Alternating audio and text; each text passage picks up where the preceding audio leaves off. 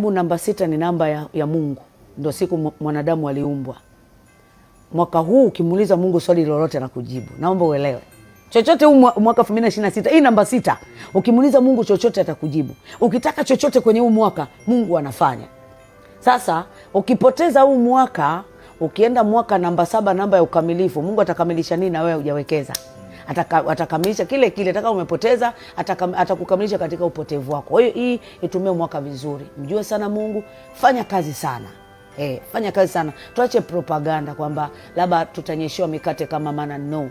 Nipo kanyaga Yordani, mana zilishia pale, tukaanza kula viliwe vya nchi kulima. Fanya kazi. Wewe jifanyishe kazi. Achana na kelele nyingi. Punguza marafiki wasiokuwa na maana kwako. Merundika marafiki, mnazungumza umbea masaa yote, walokole mnakaa mnasema, sisi tafuta muda ukana Mungu, tafuta muda, fanya kazi.